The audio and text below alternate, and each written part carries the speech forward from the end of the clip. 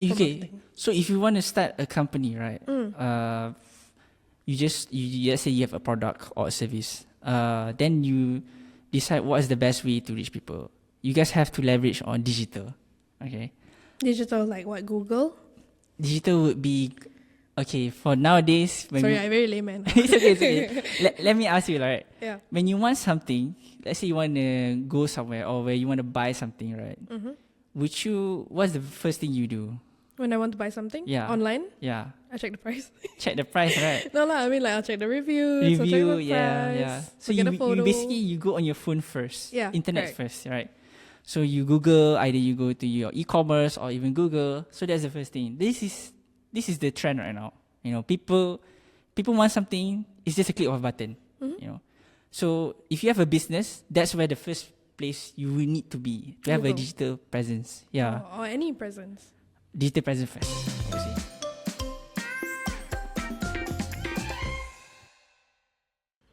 Hi, welcome back to Kopi and Cock. You know, I look a little bit different. I have like long hair now. I'm not Mr. Cock, I'm Julia, executive producer of Studio 5 Corp.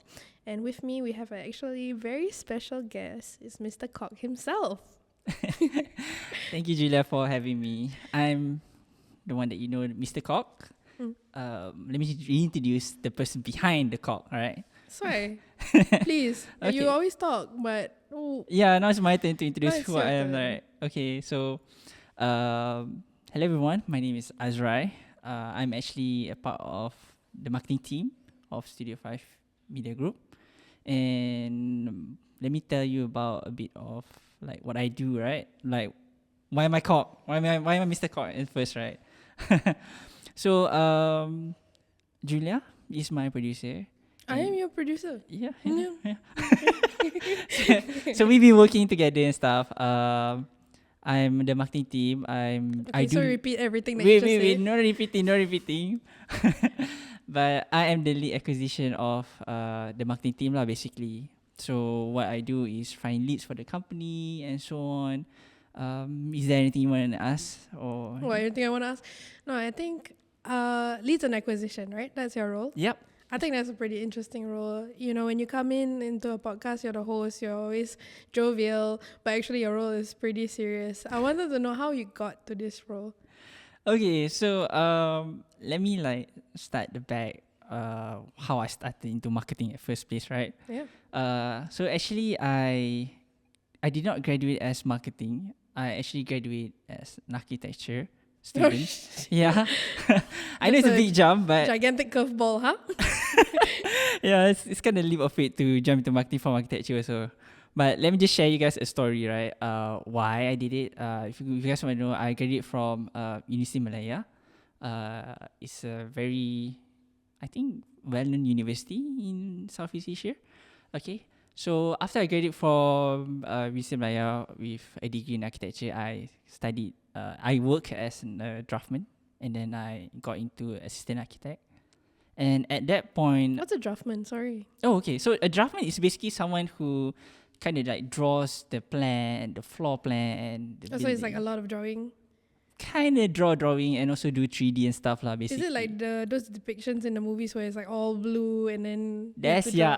No, wait, that's so cool actually. That's cool technically, yeah. Okay. So in my first year, I was not really like less than 1 year. I was a draftman, and then I got into assistant architect. So an assistant architect, what they do is that they kind of like follow the main architect to meet the client, to kind of like go to the site, deal with authority and stuff, so on. So at that point, there was too many draftmen in that company that I was working for. And they need another architect also, which is called a lobby architect. So a lobby architect is basically an architect that finds project, you know. Oh, I thought who designs lobbies. No, Okay, no. I guess. They have fancy names. Just shows that I'm not in architecture lah. It's okay. I can educate also. So lobby architect is basically people who kind of like the front man to meet the clients, you know, hand stuff. So you meet developers, you meet so on. So during that time, I was mostly involved with that to the point that I no longer practice my architecturing. Your architecturation. Yeah.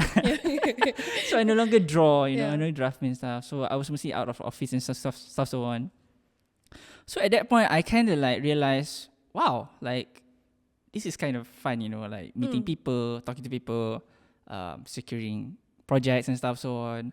So at that point, my manager, he told me that you're always outside of the office, you're not doing architecture stuff and stuff, so why not you just pursue into marketing? Oh, that's true. Because you have that people skill, right? Yeah. So I was thinking like, oh, okay, like I should consider that, at that time. So at that time, I worked for 3 years or something, around that, to get some money lah to enroll for a master program, which is MBA, which is an MBA. Sorry. We can cut that, right? Yeah. So I gather some money, I enroll into like a private university. I think it was around 20K, if I'm mistaken. Wait, 20K, we're talking Ringgit. it's still a lot though for you. It is a lot, but so you work for 3 years to save up 20K? yep. Okay lah. I mean, if you have that vision. Yeah. I'm It so was a leap happy. of faith. It's crazy. Yeah, it's crazy. I enrolled for an MBA marketing at a private university, and at that time it was a bit problematic because there was not much university that offers MBA program, especially in a government university or public university we call it. So that's why I joined private. But the best part about joining private is that you will meet people who are from different backgrounds, like big companies, Yeah. So when I joined the MBA program, right, I met a lot of wonderful people. I met managers from big oil corporations. Yeah, it was kind of inspiring at first and stuff. So I was scared because I didn't know anything about marketing. I don't know shit about marketing, right? But the thing is that when I was in that program, it was quite smooth sailing for me because of my experience in architecture Crazy. it was crazy. It was crazy as hell, and I was. Why was it crazy though? Like Okay, let me tell you. Architecture it's not for the fainted hearts, to be honest. Fainted hearts. Yeah. Faint of heart. Okay, sorry. Faint of hearts. Yeah. Yeah. So basically, in architecture, an average. Okay, like when you're in university, right? You have these extracurricular activities, right? Yeah. You won't see any architecture student attend that. The extracurricular. Yeah. No time. No fucking time at all. It's drawing all the time, calculating all the time. Yeah. Oh my god. Because one person needs to finish a drawing board, and a drawing board consists of at least, papers, right? A1, A3. Oh, paper? Yeah. So we have to prepare at least 3 A1. A1, Oh, you know how big our A1 yeah, is? A1 is 2 sizes up. A2. Correct. Yeah. I think so. yeah. So we have to prepare a drawing board, and then at the same time we have to prepare models also. At the freaking same time, we have to solve problems. So because when you were given a project, you mostly given a site, and every different site have different, like different shape. Your site is different shape, and then maybe it's a different community and stuff. So you need to have that problem solving skill to withstand that. At the same time, after you finish all that, the models, the drawing, and your design, you get criticized. Criticize like what? At the end of every semester, you will present to a real architect. Oh, okay lah. And that's when he tell you that your design is shit. Oh no. You need to redo. This is not going to work in real life, but shit. But So yeah. is that why you pivoted and changed your role to like marketing, or is that like you're fine with that? You just didn't have passion for it. I do have passion for architecture, but it was a bit tiring at that moment because of the long hours. It's getting. So it's a guy who jumps into marketing with long hours. It's fun. It's really fun. Okay. It's tiring in the sense that like when you need to prepare a project, right, and drawing, we have to deal with a lot of things. First, you have to deal with clients, and then you have to go through authority, and then you also have to go to like different engineering because the design need to fit the engineering structures and stuff. So it becomes like a long process. Even though the pay is like, for example, a lot, but if you stretch it out and divide the long hours, it's not worth it in a sense. Yeah. Unless you are becoming an AR. AR is the Artificial reality. no. AR is a title where the person is kind of eligible to sign the drawing, which is Okay. approved. So Okay. usually the fee is around 10% of the project. So if you, for Oh, example, that's not bad. that's not bad, right? Yeah. But if the building something happen, you want to be Oh. you be the first one to get caught Oh, damn. because you're the one that Okay. approve it. Okay. Yeah. True. So 10%, but getting the title of AR is not for everyone. I think around 1 year only. They only let around 100, if I'm not mistaken. So you have to compete for that title. In the whole of Malaysia or like? Whole of Malaysia. That's crazy. That's crazy, Malaysia right? is huge. I know, there's So a lot of many people. buildings. Yeah. So my thinking, like, if I want to become like this, the chances is like very low. But never said that. I have a sister. And my sister is trying to pursue IR, which is a version of engineering version. Oh. Yeah. So okay, good luck to her. But I will do for ER. You're done. Yeah. But it's funny because you mentioned that, architecture was tiring. Yes. Right? You have to contact those clients. Correct. It sounds a lot like marketing, like leads and acquisition, especially in your role. I feel like it's pretty much the same. What's the differences between Okay. In marketing is fucking fun. Okay, I'll tell you, it's fucking fun. What's the difference? Because you're dealing with videos, photos. No. What's the difference? Okay, for me to transition into marketing, Yeah. it was quite easy for me, to be honest. It's not that far from architecture, because in architecture, the most important thing is that when you present a project, is what we call a graphic design. Graphic communication. Graphic design. graphic communication. Sounds the same, huh? Graphic communication. Okay. So basically, what graphic communication is that when people see your boards or your drawing, they understand it, right? It's similar to marketing. You're just using the same concept. You're trying to convey information that is clear for the audience to see. That theory itself is like the same, applies to any from architecture and also to marketing. So for marketing, it's much more easier because you know how to target people, especially in digital marketing, right? I fucking love digital marketing. I have to say that because like in digital marketing, you kind of design the whole thing similar to how an architect design a building, right? You design the system where the flow begins when you get people, and then where you want to lead them to. You want to lead them to a website, and what do you want to show them? What's your offer, what's your product, and stuff so on. It's freaking similar, and it's much more easy to do rather than I have to do one fucking project. Yeah. And submit, and maybe it will approve, maybe it doesn't approve. It somehow it's like the project is like halfway, Yeah, I see. Yeah, Okay. but a campaign can be done within like a month, maybe less than a week. Yeah. It's so much easier and it's so much faster. So architecture is like a bit longer. It's a longer process and it's not that satisfying. Years? Is it compared to? More than years. That's crazy. Yeah. I don't think I can do it also lah.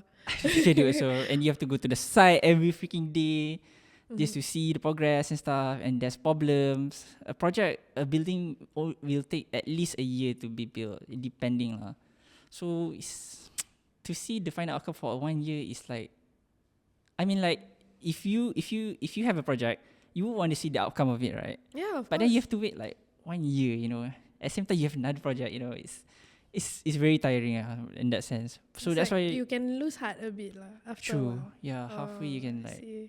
You become like demotivated by the time, right? But digital marketing with campaign, with ads, with website and stuff, freaking love it. We can do fast right now, and with the help of AI also, we can we can literally do execute very fast. There's a trend called vibe coding. If you don't know what's vibe coding is basically a person that does not have any coding background, like me. But then you use AI to code, to create websites, to create emails, to create anything. It's freaking easy, and it's a trend right now, vibe coding. So I feel like anyone that does not know coding can do coding nowadays. Wow. Yeah, in marketing terms, it's one of the best, I would say, skills that we need nowadays.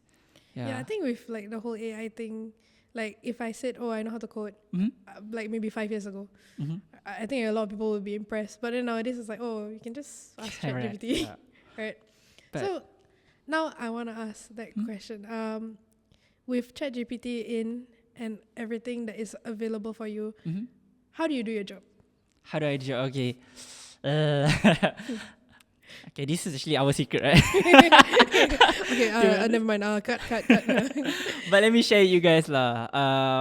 Our job is it requires a lot of research, right?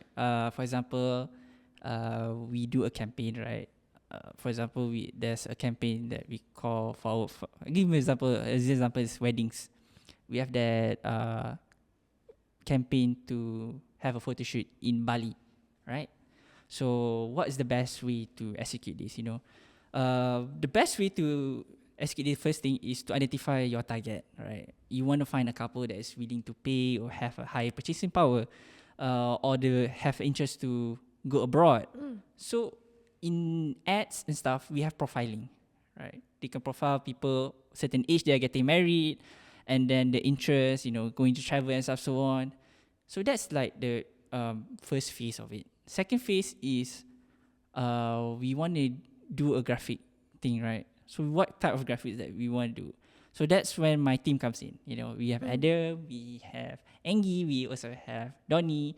So Adam will work closely with me. I'll try to create a strategy. We will try and see TikTok and stuff so on, like what kind of message that resonates with the audience, right? And given that nowadays people evolve, so different people want to see different things.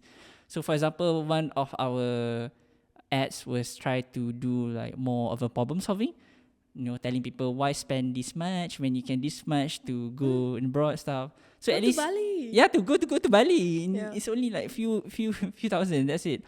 So at least people can get relate and stuff so on. So they kind of like feel interested and so on lah. So we do that. We create a few things. We call it A/B testing. So when you do A/B testing, right? So then you know what works and what doesn't work. And plus, A/B testing does not just constrain into one platform. Because we recently do two platforms, which is Meta and also TikTok. We found out that different ad copies give different results at different platforms. So you can know that different platform give different audience and different platform give different results. So maybe it doesn't work at Meta, it works in TikTok. So in TikTok doesn't work, maybe it works in Meta.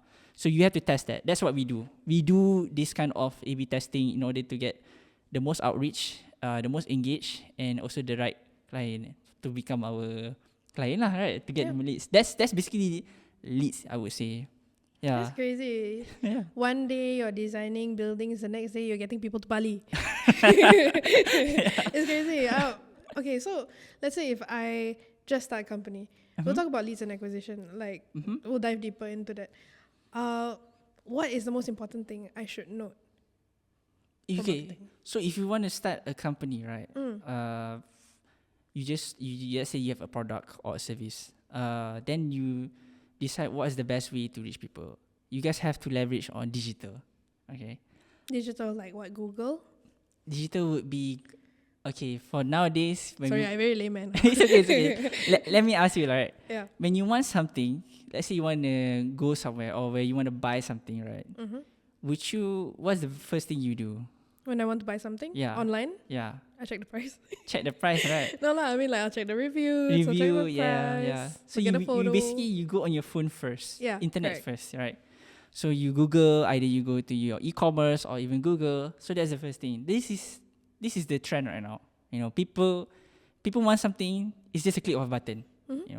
So if you have a business, that's where the first place you will need to be to have a digital presence. Yeah, or any presence. Digital presence first. I would say. Okay. Because internet is everywhere. People are searching using internet. So once you have a website, let's say, or a landing page, then only people know where to go, right? Yeah. Yeah. So when you have a landing page, then only you start to build up brand visibility. Okay. So nowadays, the best way to build brand visibility is through social media. True. Right? So people can know your branding. What are you? What kind of product? Are you eco-friendly product? Are you more towards maybe a certain gender, or you're towards a certain niche. So those kind of things you need to have. We call it USP, which Unique is selling point. unique selling point. That's correct. You're smart. I know. Welcome back to Kopi and Cock. I'm the smartest person. So okay. Yeah. once you have a USP, then only you can relate to which audience you belong to. Because, be honest, you cannot sell everything to everyone, right? True. You have to target a certain community or group. So you need to know who is your buyer. From there, your content should be related to those type of community. For example, if I were to create a homemade bakery, right? Homemade bakery. Homemade bakery, right? And that bakery uses, for example, like vegetarian ingredients, right? And then I would target community that are vegan, right? Makes sense, right? Because they are my buyer and I'll build the product for them. So I'll try to engage with them. My content should be more of educational, to tell them I'm selling vegan bread. Vegan bread. Vegan bread. Wait, hold on. Is bread vegan? Can be. Yeah. I seen like a lot of dough made from vegan dough. Right. Vegan They dough. just don't put like eggs or something. No, I they don't use even a know. different. Yeah. Okay, anyways, continue. Sorry. Yeah, but croissant vegan, it's cool. Right. That's pretty cool. Yeah. So once you have that, build trust with your community. That's when you have the engagement with the right audience. It doesn't matter if you have like very low followers. The most important is the one that following you and engage you is the one that is Interested. and also eligible. The right audience. The right audience will buy the right product. So you're saying it's not really like about the views or the likes. It's about who's interacting, Correct. who will give you the best options to Correct. buy your product. Yeah. How do we gauge that? How do we gauge that? Yeah. Okay, so the best way to engage is like when you do a live, you always see this kind of video where people say, hey, buy our product stuff, type, write, let's say for example, bread, buy bread now today, comment down below, and then Buy bread now. buy Vegan. bread now, yeah. Vegan free bread, something Vegan like free. that. Yeah. So it's all chicken. No vegan. No vegan, right? Yeah. So for example, right, that and then that's when like we will set up the best way is to set up like auto reply, and we should lead them to your landing page, and which also could be, for example, if you want to make your product deliverable, you can also make your landing page more towards getting orders, check in, check out, pay, and then you deliver to them. Or if you want to make it like for them to come to your store, then you should make it like a directory to tell them where your store is, what time you open, stuff. I think the best way for a shop that has a physical shop, right, is to have like a promotion, Then Like 20% off, that kind of 20% off, or buy one free one, buy for your friends, stuff, so on. So those are the things. That is what we try to do. We try to experiment with a lot of marketing stuff lah. Yeah. So marketing is not just one size fits all. Yeah, one size fits all. You have to test a lot. And I think I talked a lot about like the whole journey of it. Yeah. And then you realize that marketing is not just ads, it's not just social media. Content. Yeah. So one of my dream was to become a full stack marketing. Full stack marketing. Mm-hmm. Okay, what is the So I'm so sorry. I'm It's terrible okay. with marketing. But what is a full stack marketer? Okay, so full stack marketing is basically like you have a website. Yeah. You know how to run the website. Okay, that's front end, and then you know how to run the back end of the website. So meaning any people that comes to your website, you can like detect also. And also people who is your customer, we kind of keep them in a CRM, which is customer relation management, so a database. So you can see who's, for example, customer A always buy product A, B, and then customer B will always buy product B, for example. So ideally, you tend to create, you can track your customer so that you can reward them. We call it customer retention, loyalty. Hey, you buy my product, so I'm giving you extra code promotions. $50 off Yeah, we do. Okay, yeah. for my $5 product. Yeah. But you have to purchase $1,000. Yeah. So full stack really like detects everyone, track everyone, create better promotion and a hyper personalized promotion also, because we specifically know this person is the best customer. So we want to retain them more. So we give them the different type of discount forever. Yeah. So a full stack is basically website, getting leads, getting customer, retain them, and then the next part is we have to integrate with AI lah. Basically, this is what we are trying to do right now. So for example, customer support, right? Like people will ask inquiry and stuff. So we are trying to test different type of AI agents, which will try to answer the best to the inquiries. So completely AI. Completely AI. We have to go there.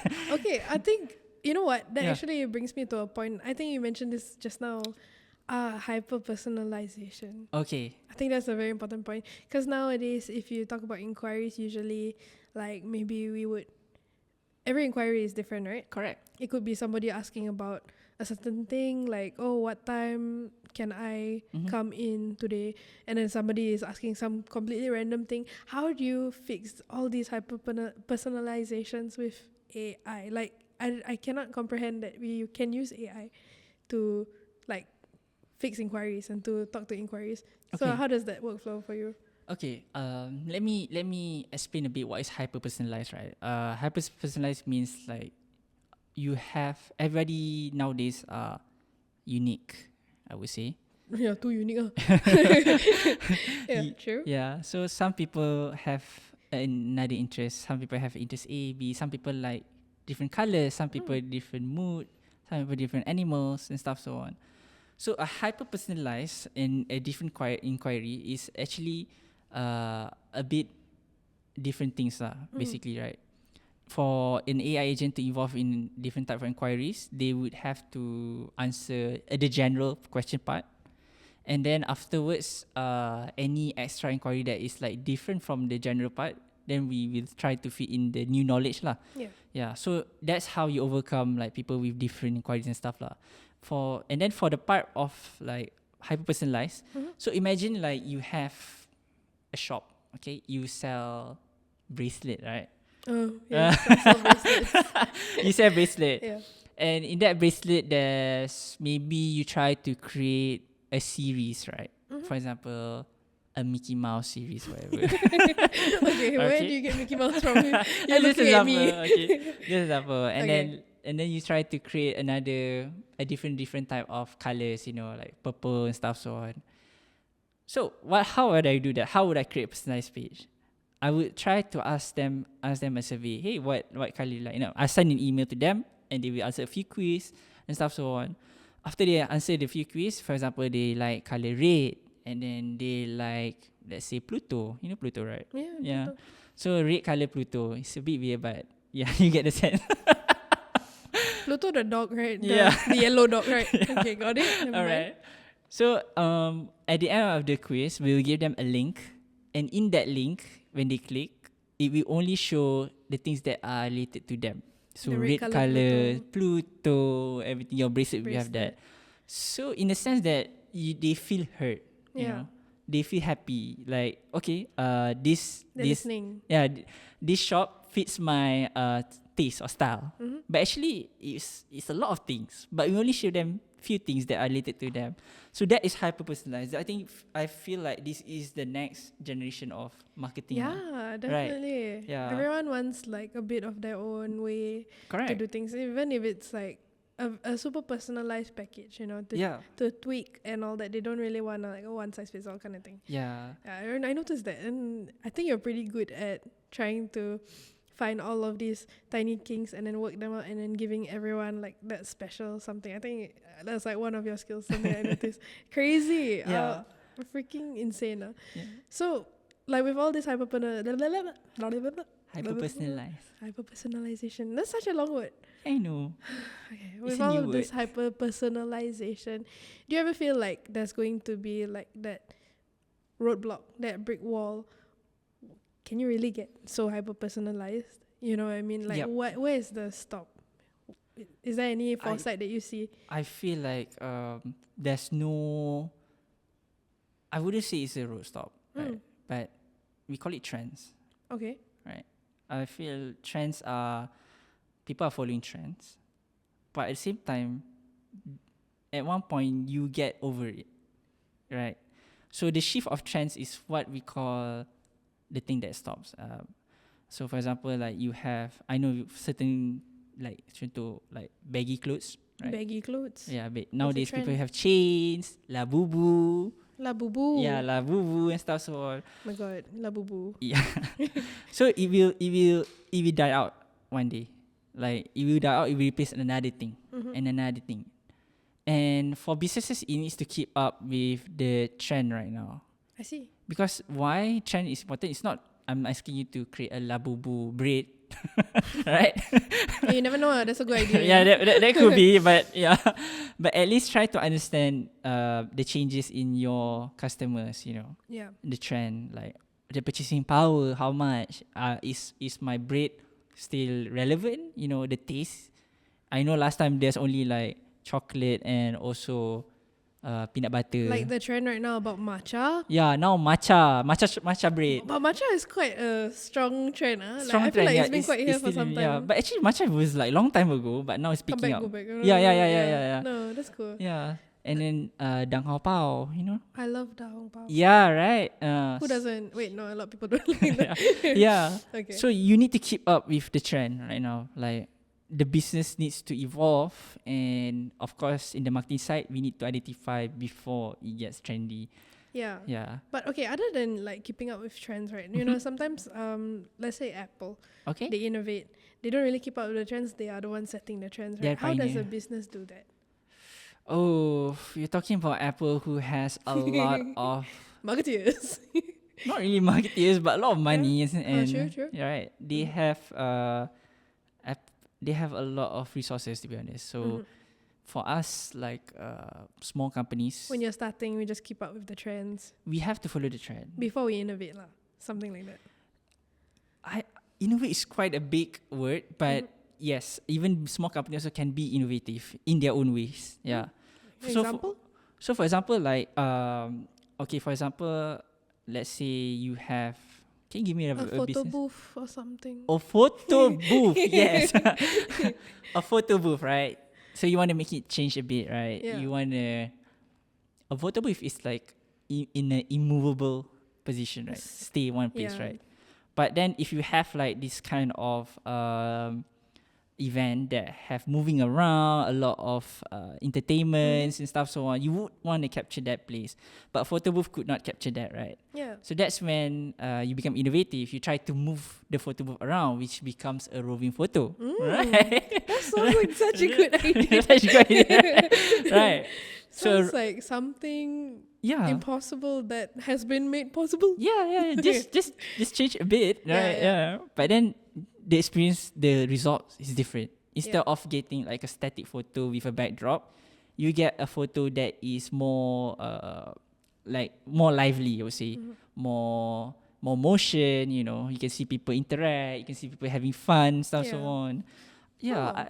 So- That's really good though. Actually That's innovation. that's innovation, yeah. It's not really small following trends, is it? not really from time. You I could become a see. pioneer of it. Okay, Yeah. that's pretty cool. But by the way, I usually see those kind of photos like in clubs and Yeah. so on, you know, like people moving, having fun. Like, yeah. I love yeah. it. Yeah. So I think that could be the best innovation for small. Example. Yeah. Because I don't think innovative limits to resources only. Even small business also can be innovative. But it's depends on how you place yourself in the market, I guess. Yeah. That's crazy. Hope that makes sense. It makes so much sense. That was like a really shameless plug for me to plug my roving photo booth campaign. No, but I guess, yeah, thank you so much for telling us about everything about your start. It's crazy how somebody who used to be an architect can be a master in marketing. And you kind of mentioned a lot about how it's so different, and then you also mentioned about how it's so same. So I'm so glad you joined marketing. You did marketing in your masters, because that means we get to have you, Mr. Cock. You're welcome. And yeah, it was a very informative sharing. Thank you so much, Mr. Cock. I hope to see you back in this seat, because I can't do this anymore. I'll This be is there. difficult, man. I don't know how you do it, for real. Actually. You just gotta just do it, I guess. Just be a Mr. yeah. Cock. Just be Mr. Cock. Like possess. For the peacock possession. Happy conversation. Yes, that was Azrai. Thank you for watching this episode of Kopi and Cock. If you want to watch more episodes, we post every Friday on YouTube and Spotify. This episode was sponsored by Studio 5 Spaces, and if you would like to do your own podcast, check out our website at studio5spaces.com.